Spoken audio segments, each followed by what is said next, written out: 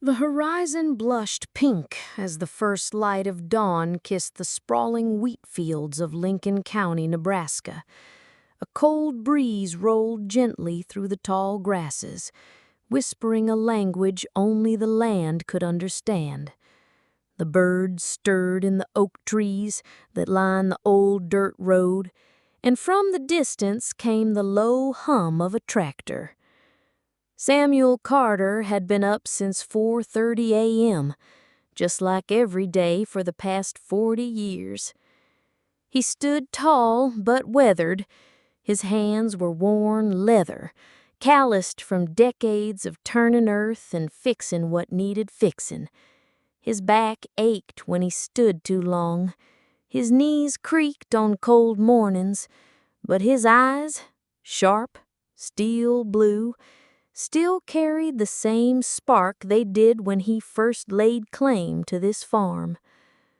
He looked out across the land, breathing in the scent of soil and early dew. "Good morning, Clara," he said softly. A photo of his late wife, tucked inside his shirt pocket, was a ritual, always near his heart. In the distance, the big red barn creaked in the breeze, a reminder of all that had been built by hand. Samuel's gaze shifted to the farmhouse, a classic 2-story with chipping white paint and a crooked porch swing. And somewhere inside that house, snoring beneath a tangle of sheets, was his only son, Ryan Carter. Ryan was 22, recently out of college, and thoroughly uninterested in anything that involved mud, sweat, or the smell of manure. He had dreams, big ones: coding a gaming app, going viral on TikTok, maybe moving to LA. Farming? That wasn't just uncool. It was, in his words, prehistoric. He groaned as his alarm buzzed. It was 8:30. His room looked like an esports battleground. 3 monitors, LED lights, soda cans, and an unopened box labeled Smart Farm Drone Kit, a Christmas gift from his dad, still sealed. Downstairs, Samuel waited at the breakfast table. Eggs, toast, and coffee sat untouched. "You coming out today?" Samuel asked as Ryan finally trudged in. Ryan yawned, grabbed a Pop-Tart, and shrugged. "Depends. Got a tournament at noon. Maybe later." Samuel exhaled slowly, pressing his fingers together. "Ryan, I'm not going to be here forever. This land, it's your legacy. You need to learn how to take care of it." Ryan laughed. "Dad, no one my age wants to be a farmer. That's like asking someone to ride a horse to work. It's not 1920. Samuel didn't respond. Instead, he looked out the window at the fields. Maybe it's not about what you want. Maybe it's about where you come from. Ryan looked at him, chewing lazily. And maybe where I come from isn't where I'm going. That afternoon, Samuel tried to lift a 50-pound feed bag into the truck. His back protested with sharp fury, and he fell to one knee. He sat there for a moment, breathing hard, before slowly pushing himself up, using the bumper for balance. Ryan, oblivious, was live streaming a match in his room. By sunset, Samuel was back on the porch, dirt under his nails, sweat in his shirt, and pain in his spine. He watched the sky turn orange and felt a familiar loneliness settle in. Later that evening, as they ate silently, he made a decision. "Tomorrow, you come with me. 6 a.m. You don't have to like it, but you're going to do it." Ryan raised an eyebrow. "And if I don't?" Samuel didn't blink. "Then you can figure out how to pay your own internet." The next morning was cold and gray. Ryan stumbled outside, hoodie up, headphones in. His dad handed him a shovel. "What am I doing with this? Burying treasure?" Ryan joked. "No," Samuel said flatly. digging a drainage trench. 4 minutes in, Ryan was sweating. 8 minutes later, he was cursing. 20 minutes in, he threw the shovel down. "This is stupid. I don't need to do this to be successful." Samuel looked at him calmly. "No, but you do need this to understand." "Understand what?" Ryan snapped. Samuel looked him in the eyes. "That real value doesn't come easy. That this land has kept us alive, clothed, and fed since before you were born. And that when you plant something, you wait, you work, and eventually you harvest." Ryan shook his head and stormed off. That night, as Ryan scrolled through his phone, he noticed a sealed envelope on his desk, written in his father's hand, "In case something happens." He scoffed, set it aside, and opened YouTube instead.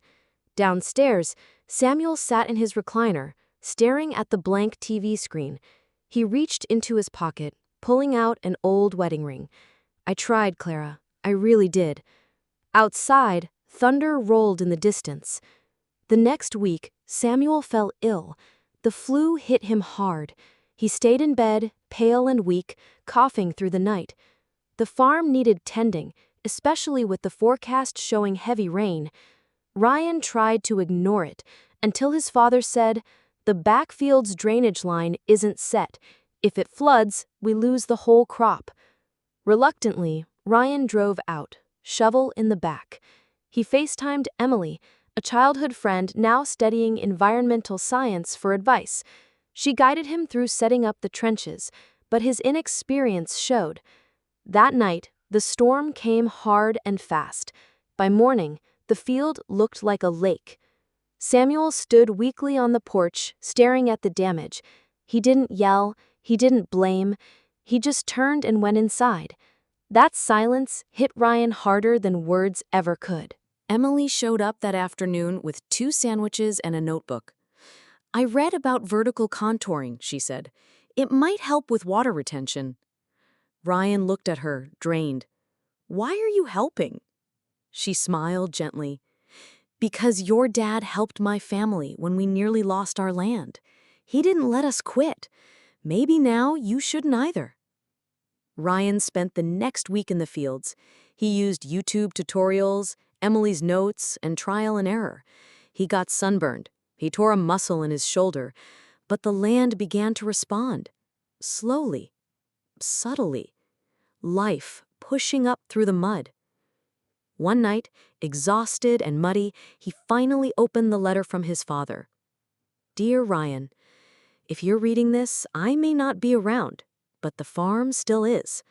I know you may not love it yet, but it loves you, because it's part of you. It carries your name, your history, your roots. And when you put your hands in the dirt, you're not digging. You're planting something deeper than seeds. You're growing into who you're meant to be. Love, Dad." Ryan cried for the first time in years. Ryan stared at the sunrise from the edge of the backfield. A week ago, he wouldn't have even looked up from his phone. Now his boots were caked in mud, his hands blistered, and his muscles sore in places he didn't know could ache. But something had shifted. That morning, he dragged out the unopened box from his closet, the one his dad had given him. Smart Farm Drone Kit. Inside was a high-resolution aerial drone with crop mapping sensors, a digital dashboard, and infrared soil analysis tools. Ryan had always wanted to build apps. He just never thought this would be the reason. By noon, he had the drone mapping the flooded field. By evening, he was sketching out code for a mobile dashboard that could send alerts to prevent overwatering and detect nitrogen levels based on leaf color. Emily, who had now become a daily visitor, laughed as she looked at his screen. "You're building Farmville in real life." Ryan grinned. "More like Farmvenger." Samuel watched silently from the window. Though still weak, he saw something in Ryan's eyes. Something he hadn't seen in years. Purpose. In the following weeks, Ryan rebuilt the field's irrigation using low-cost smart valves connected to his app. He called it CROPx, a blend of code and country. It monitored weather, soil moisture, and predicted fungal risk using simple algorithms. The neighbors started noticing. "Is that your boy out there with the robot?" asked Mr. Jensen, a nearby farmer. Samuel nodded slowly. "Yep, and it's working." But then, just as things were starting to grow, they failed. Ryan's app glitched. The sensors misread a dry patch, triggering overwatering. A third of the soybean crop turned yellow. Birds tore through the unguarded rows. And then came the power outage that knocked out the drone station. Ryan sat on the porch, face in his hands. "This is why I didn't want this," he muttered. "No matter how hard I try, something always breaks." Samuel sat beside him, sipping warm coffee. "Farming isn't about everything going right," he said after a moment. "It's about showing up anyway." Ryan looked at his father, eyes bloodshot. "How did you do this for 40 years?" Samuel stared out at the horizon. "Because I knew one thing. If I gave up, everything I loved would die. The land, the home, the memory of your mother, and now, you." On Emily's suggestion, Ryan recorded a video explaining what went wrong. He posted it on TikTok with the caption, "I tried to turn my dad's failing farm into a tech startup and messed up hard." The next morning, his phone wouldn't stop buzzing. "Bro, this is the content we need. You made farming interesting. Please drop the app when ready. Respect to your dad, tell him thanks for feeding us." 1.2 million views in 3 days. Soon, media outlets picked it up. Son of a farmer mixes code and crops and goes viral doing it. Ryan didn't just gain followers, he gained belief. With new momentum, Ryan launched the beta version of his app for other small farmers to try, complete with tutorials filmed from the same field he once hated.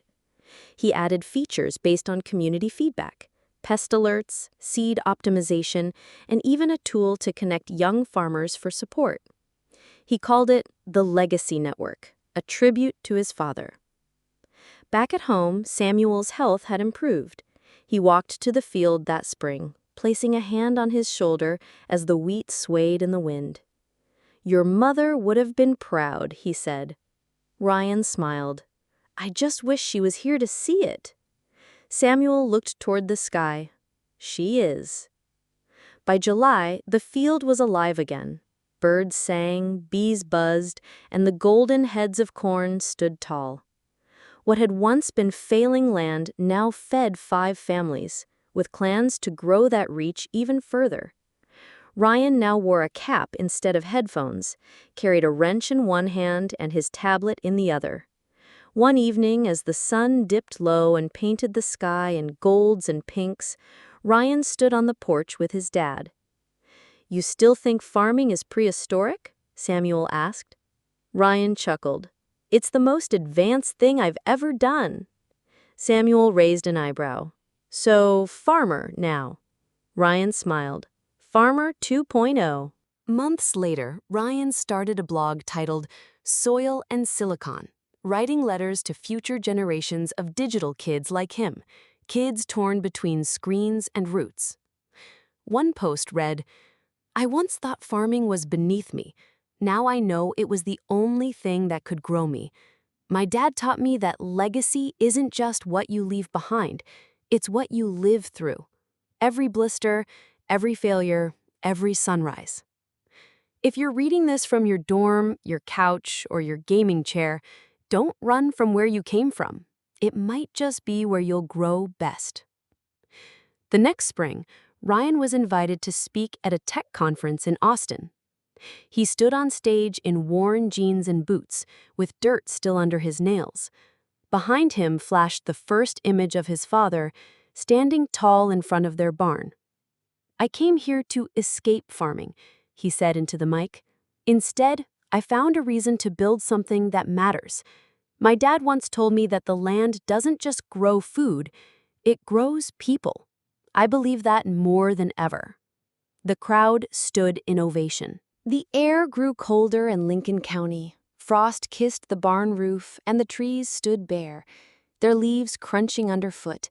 Winter was coming, but something deeper loomed in the silence. Samuel's steps grew slower. His cough returned. Ryan noticed. It was subtle at first. Missed breakfasts, shaking hands, long pauses when climbing stairs. The local doctor gave them the words they dreaded. Stage 4. No surgical options. Maybe 6 months with luck. That night, Samuel sat in his recliner, the fire warming his tired bones. Ryan sat on the floor beside him like he did when he was a boy. "You built something," Samuel whispered, "more than I ever did." Ryan's voice cracked. "Because you gave me something to build on." Samuel spent his final season telling stories. Each night, by firelight, he shared memories Ryan had never heard. How he met Clara at the town fair. How he built the first barn beam with his bare hands. How he once lost the crop to hail, but found peace in the community that helped him recover. He told Ryan, "Land remembers. It remembers every footstep, every sacrifice." One day, Samuel handed Ryan a small wooden box. Inside were old photographs, a faded marriage license, and a leather journal, his handwritten log of every crop he ever planted. "This is your inheritance," he said. "Not money, memory." On Samuel's 71st birthday, despite the biting cold, Ryan took him to a newly fenced part of the property. "What's all this?" Samuel asked. Ryan opened the gate to a small grove of saplings, apples, peaches, walnuts. "I'm planting something that'll grow long after we're gone. An orchard, named after you and Mom." A sign read, "The Carter Legacy Orchard, Seeds of Generations." Samuel was too moved to speak. Tears welled in his eyes. He simply pulled his son into a long, silent embrace. Weeks later, on a rainy evening, Samuel passed peacefully in his sleep. The funeral drew farmers, neighbors, students, and even distant relatives. Emily spoke. So did Ryan. But what caught everyone's attention was Ryan's final gesture. He read the last entry from his father's journal, dated the night before he died. "The boy's no longer a boy. He's a man who tills with his mind, who sows with his heart. I rest easy now. The land is in good hands." There wasn't a dry eye in the room. 6 months later, Ryan stood at the National Agricultural Technology Summit in Washington, D.C. His app, CROPx, was now being piloted across 17 states. He unveiled a new feature, legacy logs, digital storytelling journals for farmers to pass down stories like Samuel did. He spoke not like a developer, but like a son. "My dad wasn't just a farmer, he was a builder of men. He planted more than corn. He planted me. And I hope every kid out there trying to find their path stops long enough to ask, what did those who came before me plant in me?" It was a warm spring morning. Birds chirped in the orchard, now buzzing with life. Emily, now Ryan's fiancée, walked beside him, her hand resting on a growing belly.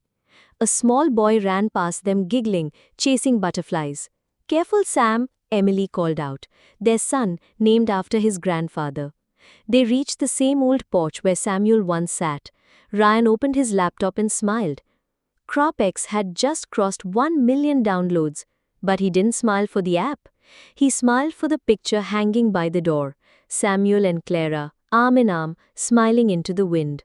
Ryan whispered, "Still here, still growing." The red barn, the green fields, the orchard swaying in the wind. Ryan, Emily, and little Sam standing where generations stood before. You don't have to come from greatness to build something great. Sometimes all it takes is one seed, one second chance, and one old man who never gave up. The land remembers, and so do we. Legacy isn't about what we leave behind. It's about what we grow in the soil, in others, and in ourselves.